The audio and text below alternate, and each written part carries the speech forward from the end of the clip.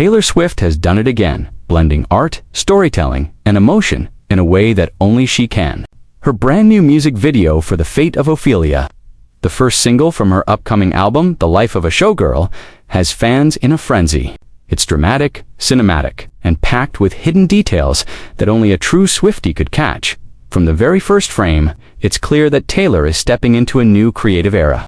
The video opens with her ethereal voice echoing the song's haunting refrain. "All that time, I was holding my breath. You were just holding your power. Now I can see it all." The lyrics alone carry that signature Taylor mix of heartbreak and redemption, but visually, it's an absolute feast. The setting is lavish and layered.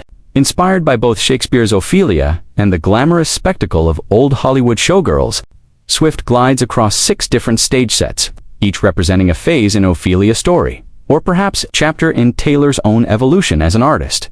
The concept feels deeply personal, yet mythic. One moment, she's on a glittering stage under crimson spotlights. The next, she's floating in an eerie pool of midnight water, her sequined gown shimmering like liquid starlight. Every frame feels like a painting, and that's intentional. The opening scene directly references John Everett Malais's famous 1852 oil painting, Ophelia, which depicts Shakespeare's tragic heroine moments before her drowning. Taylor recreates the pose flawlessly, lying in a pool of flowers, her expression serene yet sorrowful. The shot fades into the title card, The Fate of Ophelia, and the story begins. But unlike Shakespeare's doomed character, Taylor's Ophelia doesn't surrender to the water. She rises from it, drenched, reborn, and ready to tell her own story. It's the symbolic heartbeat of the video. Transformation through survival. The song itself is an ode to resilience and love, and at its emotional center is her fiancé, Travis Kelce. The lyrics make subtle but unmistakable references to their relationship and how his presence pulled her out of darkness. She sings, "You took me out of my grave and saved my heart from the fate of Ophelia." It's raw, intimate, and deeply Swift, once again, uses poetic allegory to reflect on real-life emotions. In this case, she draws parallels between Ophelia's descent into grief and her own past heartbreaks, contrasting that with the healing power of true love throughout the video. Taylor weaves a tapestry of Easter eggs that connect her personal life, her artistic history, and her fans' endless theories. For instance, during a backstage sequence, she's shown baking sourdough, a nod to her lockdown hobby, but also a subtle wink to Travis, who once joked in an interview that he'd never met someone who could make bread and music look that good, as she kneads the dough. A faint melody plays in the background, the first few piano notes of Lover as a reminder that every new Taylor era still carries echoes of the old ones. Then comes one of the most talked about moments, a football casually tossed across the screen. Landing near a hotel room door labeled 87, the number of Travis Kelce's Kansas City Chiefs jersey. The door creaks open, revealing a glamorous suite filled with vintage showgirl costumes, golden trophies, and on the mirror, a small Polaroid photo of Taylor and Travis, tucked into the frame. It's quick, almost easy to miss, but fans never miss anything. As she adjusts her sequined headpiece, another Easter egg appears. A clapboard in the reflection reads, "Sequins are forever."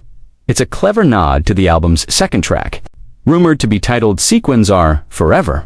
Inspired by Elizabeth Taylor's Diamonds Are Forever, this moment is also packed with deeper meaning. Sequins Are Forever introduces the fictional showgirl Kitty Finley, a persona Taylor created for the life of a showgirl. The name is an affectionate homage to her real-life grandmother, Marjorie Finley, a celebrated opera singer who often inspired Taylor's earliest fascination with the stage. By blending her grandmother's legacy with this new cinematic character, Taylor bridges past and present, paying tribute to the women who shaped her artistry.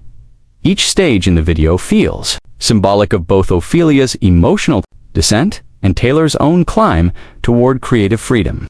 In one scene, she performs under cascading rose petals. In another, she's surrounded by cracked mirrors, a visual metaphor for the fractured public image she's had to reclaim over the years. The attention to detail is breathtaking. Swift fans will recognize callbacks to earlier eras, a typewriter reminiscent of Evermore, the red scarf from All Too Well, and a mirror motif that recalls even her wardrobe tells a story. from delicate lace dresses, symbolizing innocence, to gold-studded corsets, reflecting power and rebirth.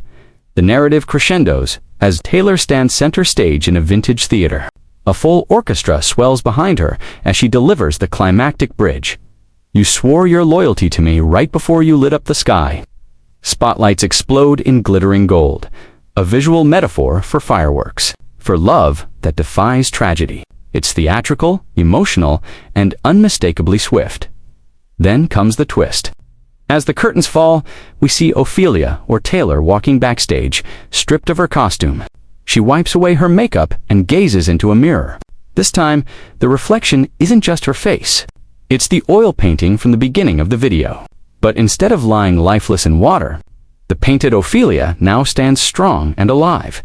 It's one of those rare cinematic moments that merges music myth and personal storytelling into something unforgettable. The final lyric, "You saved my heart from the fate of Ophelia," lands like a sigh of relief as the screen fades to black. One final Easter egg appears, the word "faithful" typed across the screen, followed by a delicate 87. Is it the title of the next single? A message for Travis? Or perhaps both? With Taylor, there's always more than meets the eye. Fans have already begun decoding theories online, suggesting the 6 stages in the video represent the 6 major eras of her public life: innocence, heartbreak, reinvention, rebellion, healing, and rebirth. Each set design, from the submerged water scene to the glittering cabaret, mirrors a phase of emotional transformation. Others believe the fate of Ophelia doubles as a metaphor for fame itself, the struggle between authenticity and performance, the drowning and resurrection of the artist beneath the spectacle. At its core, that's what Taylor is exploring here: the cost of becoming a symbol, and the salvation that comes from love and art intertwining. No one does layered storytelling quite like Taylor Swift. Her ability to weave emotion into imagery, to turn heartbreak into beauty, and to fill every lyric with meaning, continues to define her as one of the greatest storytellers of her generation. She once sang, "I don't dress for villains, I don't dress for innocence, I dress for revenge." But here, in the fate of Ophelia, she dresses for rebirth. She dresses for joy. She dresses for love.